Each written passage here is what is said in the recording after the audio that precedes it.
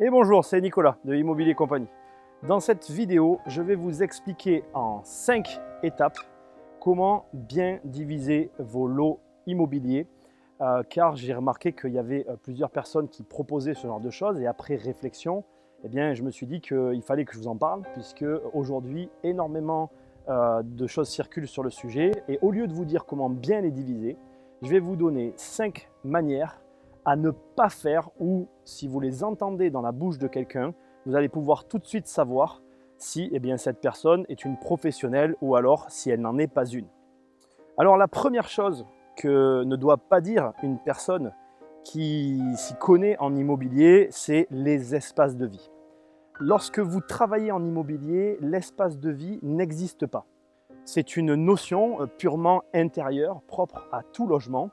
Et si vous êtes un vrai professionnel de l'immobilier, eh bien vous ne parlez jamais d'espace de vie. Donc si la personne que vous avez en face de vous vous dit on fait des espaces de vie, eh bien c'est juste n'importe quoi.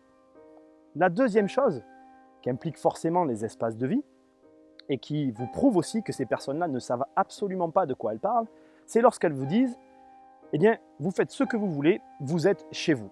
Eh bien c'est complètement faux. Votre liberté s'arrête là où commence celle des autres. Et l'immobilier, c'est un domaine juridique. On ne fait pas ce qu'on veut. Il y a des différentes choses à faire, différentes étapes à franchir.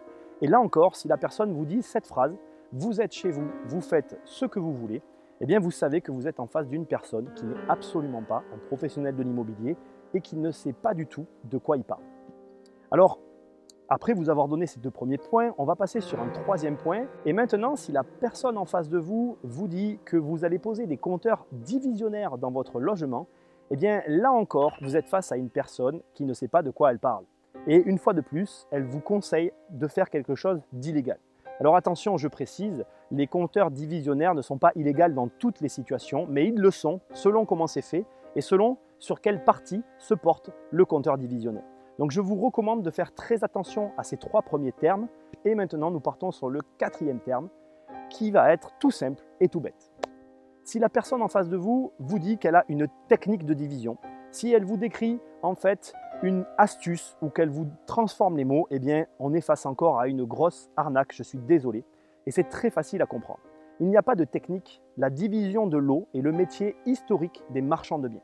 Donc si la personne en face de vous n'est tout simplement pas marchand de biens et qu'elle vous parle de division, eh bien vous êtes là encore face à une personne complètement incompétente. Il est très facile de comprendre que nous sommes soit marchands de biens, soit nous ne le sommes pas, point à la ligne. Le dernier point, et non des moindres, c'est lorsque ces mêmes personnes s'octroient des termes pour les désigner eux-mêmes qui sont tous aussi ridicules les uns des autres. Très sincèrement, généralement, lorsqu'on se donne un titre, c'est pour cacher son incompétence et c'est très facile à comprendre. Ce titre peut être en effet commercial sur un départ, mais il n'y a pas de raison de mettre un titre commercial sur une personne qui a de l'expérience.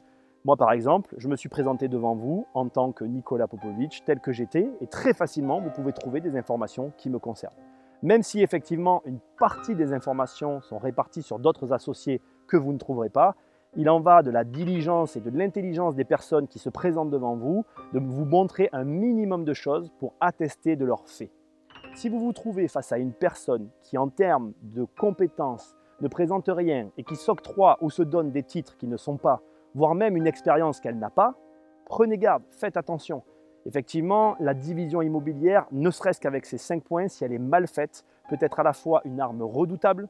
Comme vous le savez, les marchands de biens qui savent bien faire leur métier gagnent très bien leur vie, mais ça peut être aussi quelque chose qui peut détruire votre patrimoine et votre carrière d'investisseur, que vous soyez jeune ou confirmé, car une division mal faite, ça peut aller très loin, jusqu'à l'annulation du lot créé, voire même jusqu'à la non-considération du logement en tant que tel, ce qui a pour conséquence eh bien, tout simplement une perte sèche énorme, puisque vous ne pouvez plus vendre 2, 3 ou 4 appartements, mais vous en vendez qu'un seul, qui ne pourra ni être un espace de vie pour celui qui va l'acheter, ni être quoi que ce soit, qu'une chose illégale avec une valeur équivalente à 0. Je vous dis à demain. Merde, le fil est tombé.